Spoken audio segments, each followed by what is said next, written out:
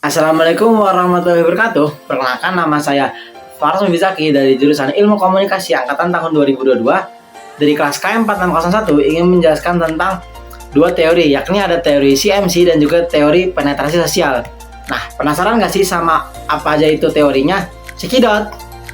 Yang pertama, ada teori CMC, yakni teori Computer Mediated Communication. Apa itu? Yaitu adalah bagaimana dua orang atau lebih saling berinteraksi dengan device-nya masing-masing. Contohnya seperti menggunakan handphone, laptop, dan juga komputer. Nah, teori CMC ini juga yang berpengaruh besar terhadap dengan cara berkomunikasi yang efektif di era serba digital seperti sekarang ini.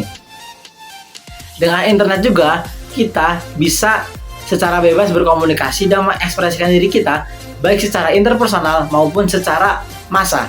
Penerapan teori CMC ini seharusnya tidak asing lagi pada kehidupan kita sehari-hari, khususnya pada Gen Z, di mana ada sosial media.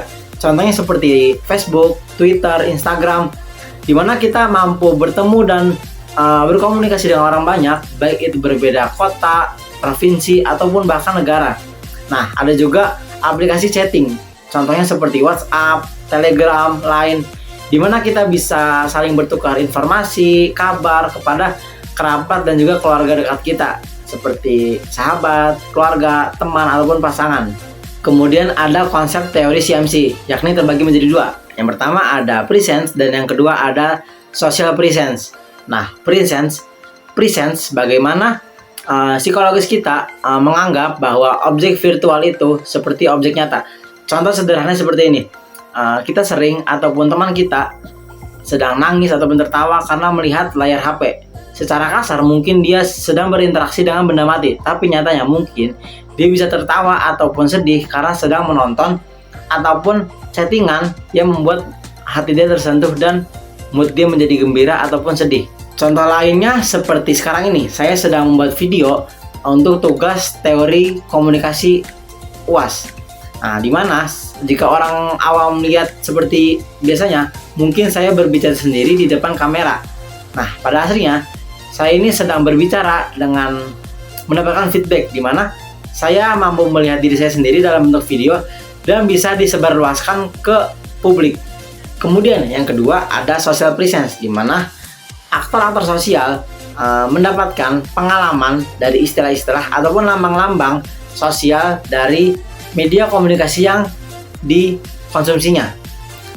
Dari sini aktor-aktor sosial ini adalah kita sebagai orang yang selalu on di depan layar handphone 24/7 dengan tujuan komunikasi. Nah, maka dari itu kenapa adanya teori CMC ini perlu adanya partisipan agar bisa terjadinya komunikasi efektif. Jika tidak ada partisipan, maka teori ini tidak akan ada karena tidak adanya komunikasi yang terjalin di dalamnya. Contoh dari social presence, di mana kita berjualan dan mempromosikan barang dagangan kita di status WhatsApp ataupun status Instagram dengan tujuan agar konsumen dapat meliriknya dan kita mampu melakukan komunikasi dengan konsumen tersebut agar konsumen ini mau dan jadi untuk membeli barang dagangan kita. Nah, cara seperti ini juga merupakan cara yang murah dibandingkan dengan kita mempromosikannya di TV, koran, ataupun di radio. Yang kedua, ada teori social penetration, di mana teori ini menjelaskan bagaimana kita membangun relasi dengan orang lain dari yang hubungan komunikasi yang masih superficial menjadi lebih intim. Nah, apa itu komunikasi superficial? Yakni adalah komunikasi yang tidak terlalu berpengaruh kepada salah satu pihak. Nah, intim di sini yang dimaksud bukan secara fisik saja, melainkan juga secara emosional maupun secara intelektual. Sebagai contoh, di saat kita mau memulai hubungan yang baru, biasanya kita akan mengupas tuntas tentang lapisan demi lapisan orang tersebut dengan cara komunikasi yang efektif, agar orang tersebut juga merasa nyaman dan juga terbuka kepada kita. 4 tahapan social penetration. Nah, di tahap pertama ada orientasi, di mana sebelum-sebelumnya kita tidak pernah ketemu dan juga tidak pernah saling mengenal dan dipertemukan dalam satu waktu, contohnya saat ospek jurusan. Nah, di saat seperti itu biasanya akan terjalin komunikasi secara superficial, di mana kita biasanya memperkenalkan nama, angkatan, jurusan, dan juga mungkin saling memfollow sosial media kita seperti Instagram. Yang kedua, ada tahap pertukaran afektif eksploratif, di mana biasanya kita mulai dengan komunikasi tentang cerita-cerita hal yang disukainya.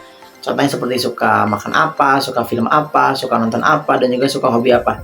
Nah, di tahap ini juga biasanya lawan bicara kita lebih terbuka agar komunikasinya bisa berjalan lebih lanjut lagi.